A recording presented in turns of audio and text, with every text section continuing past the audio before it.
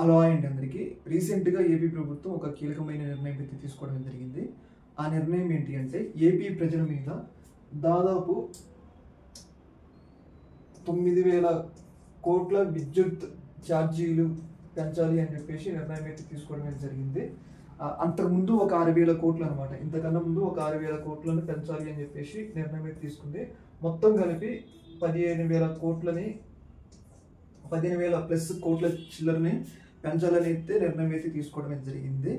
అయితే ఈ నిర్ణయం అనేది అటు ప్రతిపక్ష పార్టీ జగన్మోహన్ రెడ్డి నుంచి వైసీపీ పార్టీ నుంచి తీవ్రమైన వ్యతిరేకత వ్యక్తమవుతుంది. అలాగే వామపక్ష పార్టీలు ఎవరైతే సిపిఎం సిపిఐ ఉంటారో వాళ్ళ నుంచి కూడా వ్యతిరేకత వ్యక్తమవుతుంది అనమాట. అంటే ఇప్పుడు గతంలో చంద్రబాబు నాయుడు గారు ఎన్నికల కన్నా రాకముందు ఒక వాగ్దానాన్ని అయితే ఇచ్చారనమాట. ఒకవేళ కూటమి ప్రభుత్వం అధికారంలోకి వస్తే విద్యుత్ ఛార్జీలు పెంచము అని చెప్పేసి ఆయన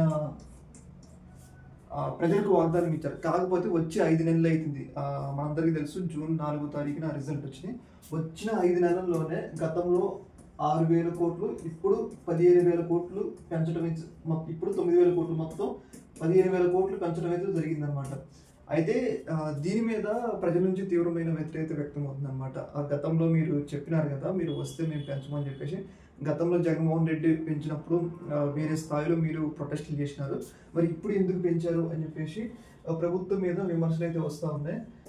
ఏదేమైనా కానీ ఇది కూటమి ప్రభుత్వానికి కొంచెం పరిణామంగా ఉందన్నమాట. ఎందుకంటే ఈఆర్సీ అంటే అది ప్రభుత్వ ఆధీనంలో ఉంటుంది. డిస్కంల కోరిక మేరకు ఈఆర్సీ నిర్ణయం తీసుకుంది. ప్రజల నుంచి డబ్బులు వసూలు చేసుకోవచ్చు. ఎలక్ట్రిసిటీ రెగ్యులేటరీ కమిషన్ అనుమతించింది. ఏదేమైనా కానీ ఈ యొక్క విషయంలో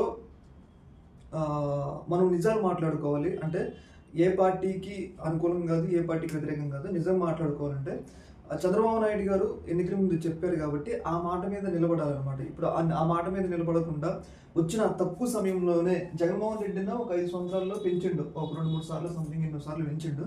కాదు, చంద్రబాబు నాయుడు గారు వచ్చిన 5 నెలల్లోనే దాదాపు 15,000 కోట్లు పెంచడం అనేది ఇది ఒక రకంగా మనం ఏంటంటే మనం ప్రభుత్వాన్ని విమర్శించాలి కాదు కానీ న్యూట్రల్గా ఉండాలన్నమాట కొన్ని విషయాల్లో. ఇది ఒక రకంగా ప్రభుత్వ వైఫల్యమే అనుకోవాలి. ఎందుకంటే మీరు చెప్పారు, చంద్రబాబు నాయుడు గారు స్వయంగా ఆయన ఎన్నికల క్యాంపెయిన్లోనే చెప్తూ వచ్చారనమాట, మేము వస్తే పెంచము, మేము వస్తే పెంచము అని చెప్పేసి. ఇట్లా పెంచడం అనేది అది ప్రభుత్వానికి వ్యతిరేకత. ఇప్పుడు మనం విమర్శిస్తున్నాం కానీ అది ప్రభుత్వానికి ప్రజలు ఆలోచిస్తారనమాట. జగన్మోహన్ రెడ్డి ప్రభుత్వం ఎట్లా పెరిగింది, ఇప్పుడు మన ప్రభుత్వం ఎట్లా పెరుగుతుంది అంటే ప్రజలన్నీ గుర్తుంచుకుంటారు. అది ప్రభుత్వానికే వ్యతిరేకత రాబోయే ఎన్నికల్లో. ఏదేమైనా కానీ ఇది ఒక రకంగా ప్రభుత్వానికి వ్యతిరేకత. ప్రజల మీద కూడా తీవ్ర స్థాయిలో భారం అయితే పడుతూ ఉంటుంది. ప్రజలు దీన్ని గుర్తుపెట్టుకుంటారు. రాబోయే ఎన్నికల్లో కూడా వాళ్ళకి ఓట్లు తగ్గడానికి కూడా అవకాశం ఉంటుంది. ఈ యొక్క అంశంపై మీ యొక్క అభిప్రాయాన్ని తెలియజేయండి.